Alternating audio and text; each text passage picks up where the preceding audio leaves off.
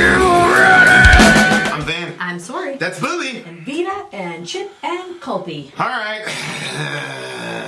I've been avoiding a lot of Linkin Park. Why? Well, because Chester went to the Ain Soph. Oh. You know, the singer? Yeah, I know, I do. I remember Cornell that. died and then like less than a year later. But anyway. Linkin Park. Here we go. If you want to see behind the scenes, what goes on around our house and thereabouts, check out my channel, My Sori Life. I think that when we are on our trip to NAMM, we'll be doing like little updates probably. Would that be on my channel? Yeah, we're going to do a diary. Yes, there's going to be an overall... Maybe we never talked about this. Maybe I just dreamt we did. We are having this conversation right now in front of our thousands of friends. Yeah. So just hold on a second. Well, there was like a thought to do like an overall diary, but then also for us to jump on and do like little live clips here and there. Well, I was doing that via Instagram. Yeah, but this time we could do it on my channel. Yeah. Do you think that would work? Or do you think that... Yeah, I mean, if we can figure out how to upload from iMovie from... No, just go onto my channel and say, do live video. Yeah, just that's do true. a little clip. It's true. Yeah. So if you want to see those things, check out My Sori Life, and you'll get little updates. We'll show you around. Yeah. Okay. And if you want to see the political stuff or the firesides, that's on his channel, the Middle America channel. With Vin and Sori. Check below. There's a link, I think. You can't get this Vector shirt from you our you have to have shop. somebody who loves you and will send one to you. Right. Or you could probably buy one for yourself online. But all right. Linkin Park. In the end, this is actually my little brother, got into metal. You could say. Yeah. Through Linkin Park. Linkin Park was his gateway drug. Oh, really? This was his song. Oh, okay. So, there you are. Let's do it. And go. Máximos Festival en vivo desde Tecnópolis.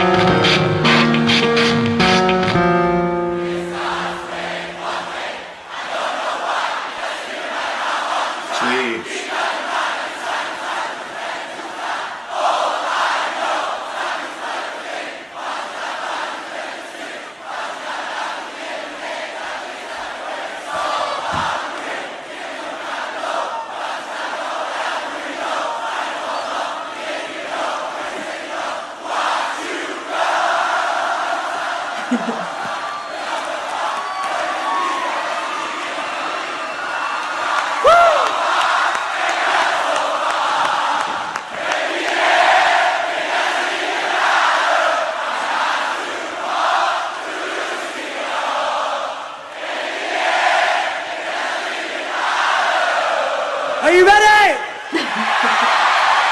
I think you're ready.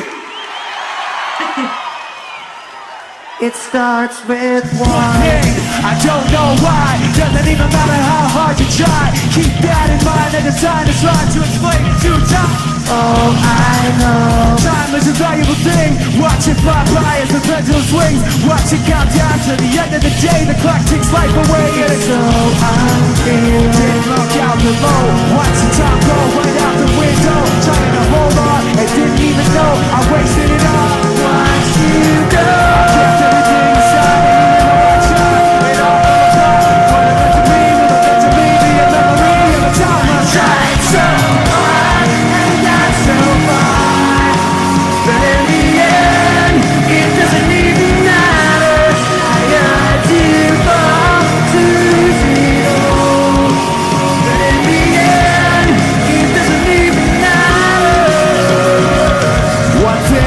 I don't know why, doesn't even matter how hard you try. Keep that in mind, I designed this rhyme to remind myself how I tried so hard. In spite of the way you were mocking me, acting like I was part of your property. Remembering all the times you fought with me, I'm surprised that it got so far. Things aren't the way they were before. You wouldn't even recognize me anymore. Not that you knew me back then, but it all comes back to in the end.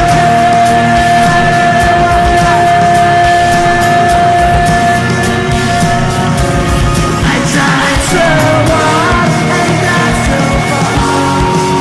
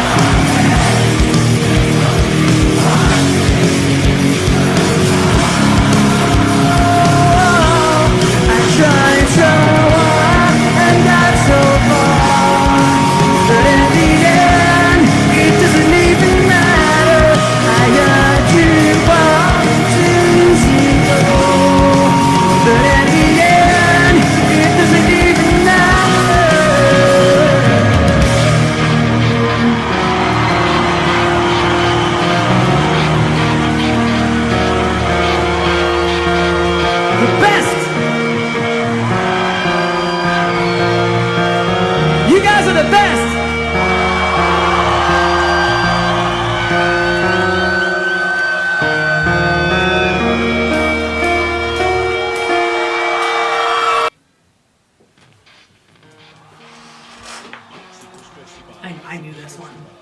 Yeah, how did you know that one? I had a friend that used to listen to this. Your And then, buddy? Yeah, I used to play it in my car, actually. I don't know how I got it in my car. But I got it in my car and I would listen to it over and over and over and over. Did you feel guilty for listening to it? No, I didn't, because it didn't have any cursing in it.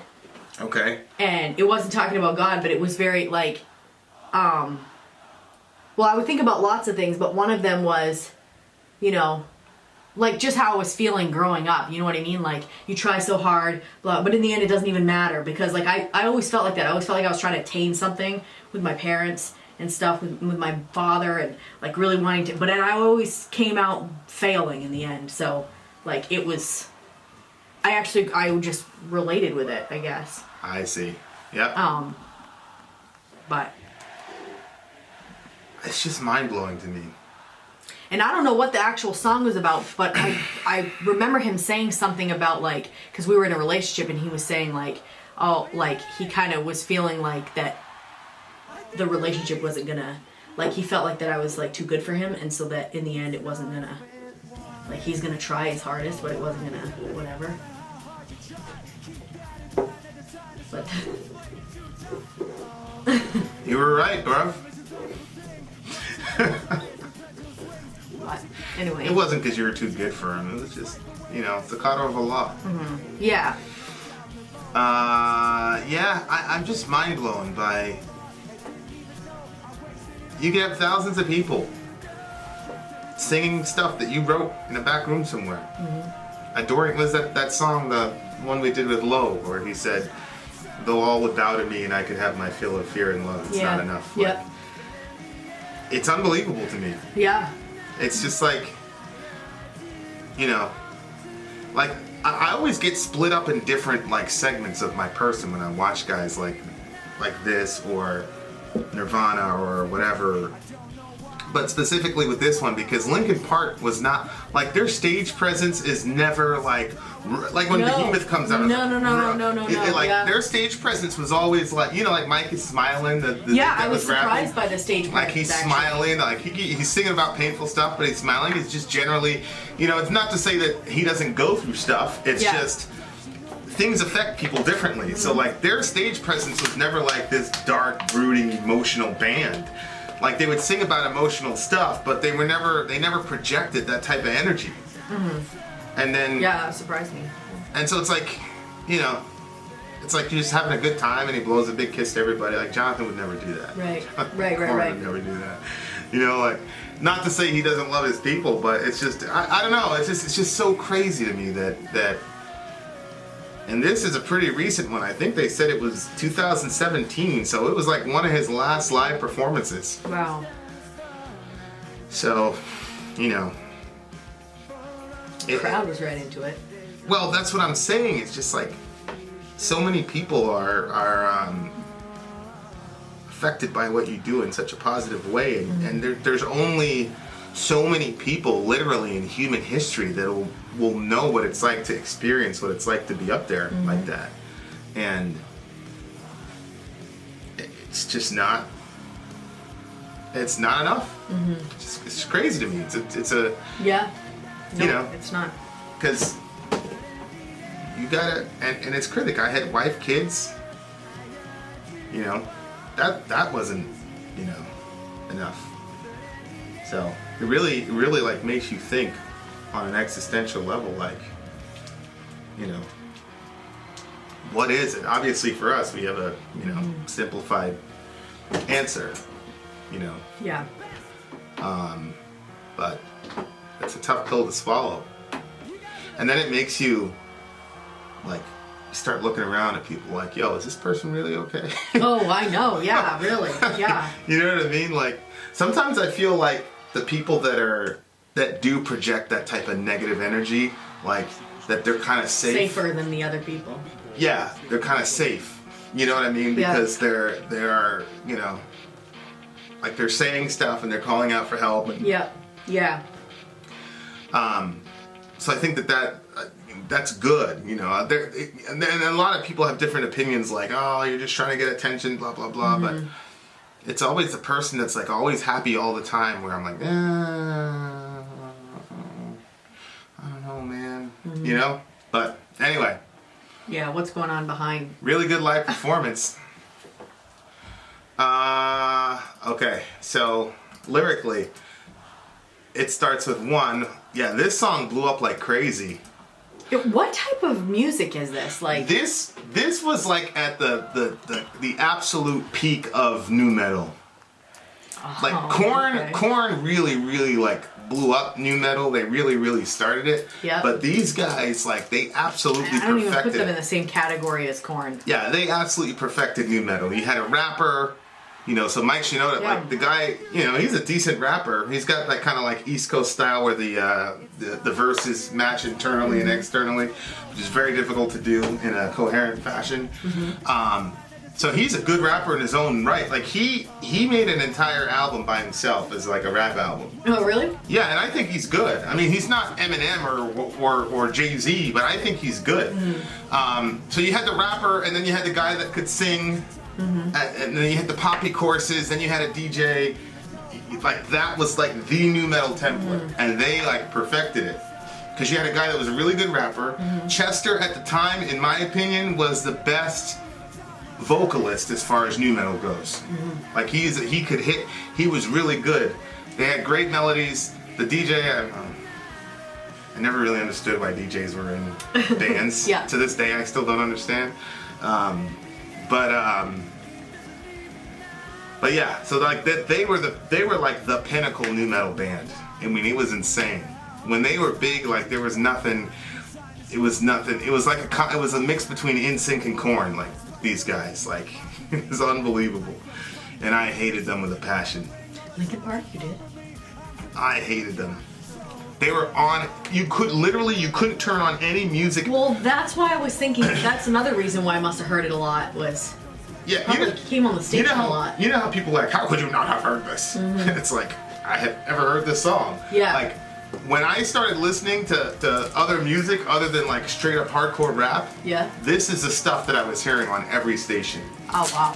Okay.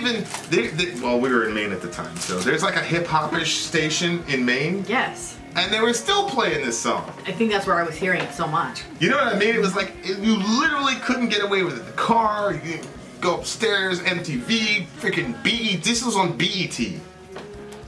I was 97.9. It was insane. It was insane. It was insane. Like if I saw Reactors like, 10 years from now, I'm like, how did you never hear of Linkin Park? Because that was like, it was that ubiquitous. It was all over the place. And so I hated it. I hated the video. He's like standing on an eagle or something. It was like this big dramatic thing, whatever. But yeah, it was ridiculous. I hated the song. So is that what it's about? Is the song like basically that? Like you can put everything you in, but everything you are trying to accomplish, but in the end it doesn't even matter, and time moves forward and. Well, yeah, it looks to me like a relationship. It's about the futility of like feeling like you're gonna fail right from the beginning. Oh, so he did. That's what he was saying. Well, yeah. Time is a valuable thing. Watch it fly by as the pendulum swings.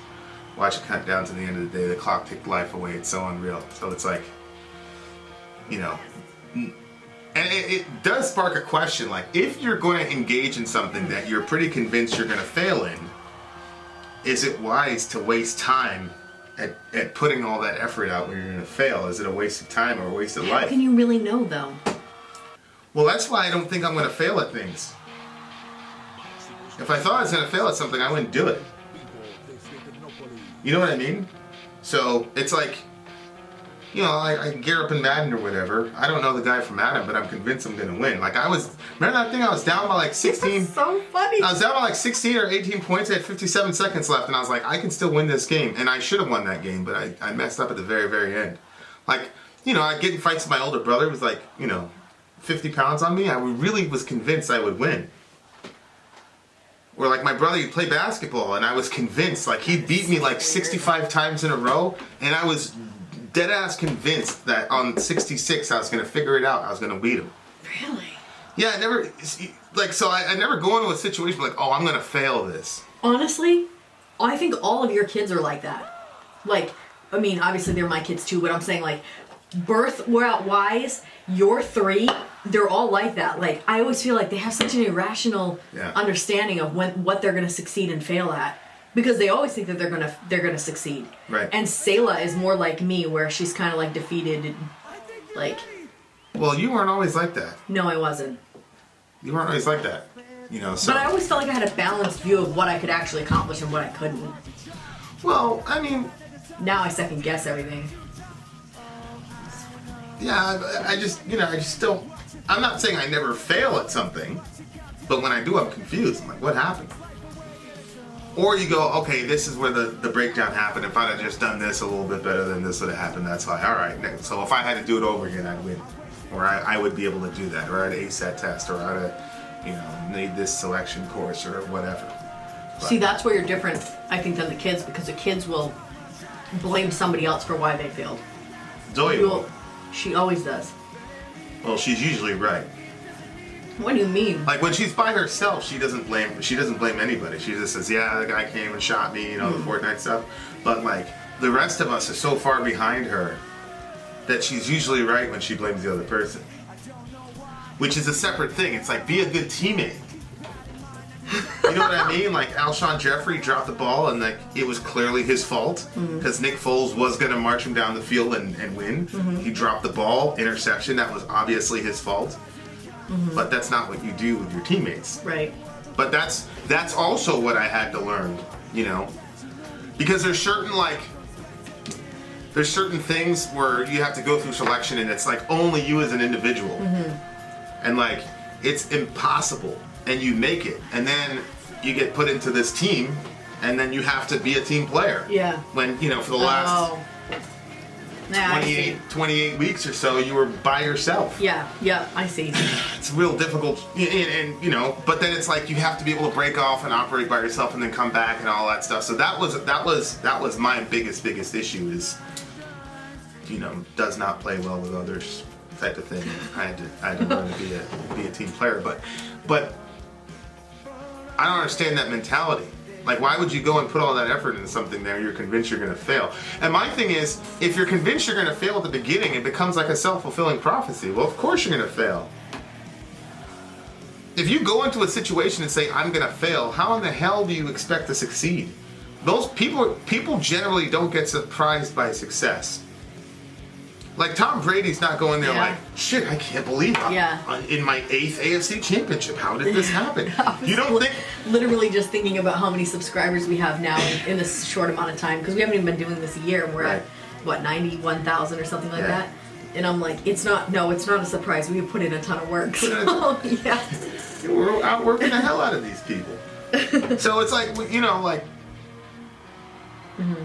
I don't understand that mentality. Like, of course, if you think you're gonna fail, well then don't even start it. Why waste the energy? Because you get better time to do other shit. Not if it's about a relationship, then even. Well, why are you in a relationship if you think it's gonna fail? If it's doomed to failure? Because maybe you think it's gonna fail because of you, but you're like hoping that maybe you're gonna squeak by and it won't because you're into the person. Yeah. What? No, I'm listening to you. I just don't understand the mentality. Yeah. Well, for the rest of us. Well, no, believe me, I was around a group of dudes who all had that mentality for a very significant portion of my life. They all had that mentality. It is so wild because I think it's like cultural, where you were located, stuff like that. Because I think like lots of guys around my vicinity all seemed like they were gonna fail before they started. But what? I don't know, you look like you're zoned out. What? No, I'm not zoned out. I'm listening. I'm really concentrating on what you're saying. So no, it just seemed like they all thought like that mentality that you and your buddies had, like I haven't seen that in my older brother has the same mentality. Yeah, but you guys were all living in the same area. I think he made it through selection. I really think it was my mom. I don't think it had. Yeah, but you said it wasn't just those people; it was other people that you were around too, right? No, I was around a group of dudes that all had that mentality. Oh, you mean your family? No, Okay, I'm so saying other situations in my life, but it wasn't. We weren't all from the same place. People were from all over the place. Oh, I see. And my brother, my older brother, and I, we weren't from the same. I mean, we moved all over the place. But it was my mom. It really was. I remember being a kid and being like, "All right, you're going to hit a home run." You know, we were playing baseball or whatever, and she'd be up there and yelling, "Go on, Vin, yell on, enough respect." And then this lady was like, "Would you be quiet?" She said, "I want to sit to me." She didn't want no smoke. She didn't want no smoke with my mom. You know what? You're like that. You're like loud with the. Yeah.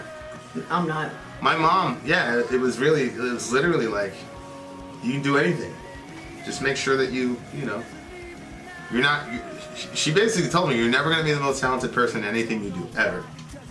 But just outwork everybody and you'll figure it out. So I was like, oh. Have you ever been the most talented in something?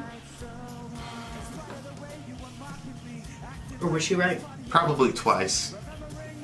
Once with that group that we were down, that we did the downtown thing, I was probably the best at that particular thing that we had to do.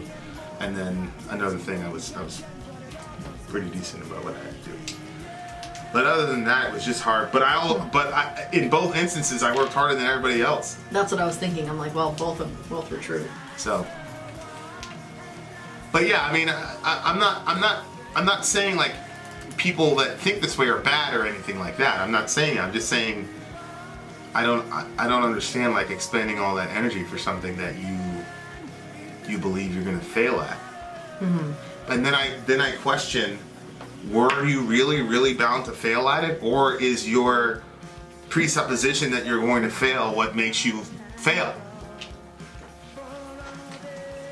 You know, so I'm not sure. Yeah. Because like I said, I wasn't successful in No, everything. I do think it gives you guys an edge. I think you're gonna be great at everything. Like I love it when you and Dorian are playing, and I come in and I'm like, Dorian, you gonna win? Of course I'm gonna win. Yeah. Like he looks at me like I'm crazy for even asking the question. Yeah, he's really convinced he's gonna win. He asked me today, he's like, who do you think is the best Madden player in the house? I'm like, your dad? He was like, what? My dad? I'm like, yeah. I'm like, you should have seen him the past few days. He's genuinely confused. Yeah, I think, like at first he's genuinely confused, and then he just chalks it up to he thinks I'm crazy. Because he can't possibly be wrong. You know what I mean? Right. Right. Yeah. But. I don't know, it's sad though, because it says like, stop. And even though I tried, it all fell apart. What it meant to me will eventually be a memory of when I tried so hard. It's sad, you know? But you don't know what that's like. What do you mean? I just came out of a relationship that I tried to duct tape together for 15, 20 years. What are you talking about? I know what it's like. I never went into it saying, I'm going to fail at this. But you went into it knowing it was going to fail, you said. No, I went into it. It was always in the back of my mind. That was a very real eventuality. And I also knew that she wasn't going to put out, a quarter as much as I was. But I felt like I could make up the difference. And that's why I lasted as long as it did. And well, I'm probably brain damaged now. So, who knows? A person could look at it and say, yeah, Vin, that was a very destructive mentality you had to yourself, obviously. Right. Because you expended all that energy and went through some pretty crazy stuff for a situation that, didn't, whatever. So, I could see it. I could see it both ways. But things aren't the way they were before. You wouldn't recognize me anymore. I think that's a very important line. I think that's one of the major things that young people have to I think it's one of those turning points in your life when you realize how much people can change. And a lot of people, especially when you're younger, have a very, very difficult time with how seemingly quickly people change and how drastic changes are. Yeah. People have real problems adjusting to that. And, Well, sometimes some people don't really seem like they change a whole lot. Yeah. And then there's other people that change drastically. Like, I think For the most part, my family basically has stayed the same. Like, the only major changers are me and my mom. Like, everybody else, I think, is basically... Yeah. They're basically the same. You're still young. Yeah, that's true, too. Give it that. And I'm not like, saying... I've changed a lot from 5 years ago. I think there have been major changes with other people in your family. I'm not saying always negative changes. I just think changes, period. Sometimes they're negative, sometimes they're positive. Yeah. So, but I think people have a hard time adjusting to that. Sometimes somebody changes as positively, and the other person is stuck in a certain mindset and doesn't want to go there. Yeah. Oh, yeah. And so it doesn't matter necessarily if it's a negative change or a positive change. It's just that people change. Mm-hmm. You know, and that's something that people have a very, very hard time with. Mm-hmm. Good song. I mean, classic themes, classic frustrations. Musically, it wasn't really anything major. It was ding, ding, ding, ding, ding, ding, ding, ding, ding. I always liked this one. I always liked the way it made me feel. Well, yeah, it's a really good pop song, and I don't mean that as an insult. You know, back in the day, I meant it as an insult, but now I don't mean it as an insult. I mean, it's a genre of music. You know, it's not something you're gonna like bang your head to, but it's catchy. It's good for what it is. What do you give it? Well, I mean, it's a 10 for me because, you know, I can't tell you how many times I would be driving around in my car by myself late at night. This one. I feel like this song, could you package this song and open it up 20 years from now and it'd still be a good song? After the whole new metal era has completely died. Sonically, I don't know. Lyrically, I think people are always going to have to deal with that. The mixture of the rap and metal is something that probably dates the song a little bit. So, I think it's a 9.9 for me. Really, really good song. Really good song. Shout out to the big homie Chester Bennington. We'll all see you soon, inshallah. Vin out. Sori out. Down.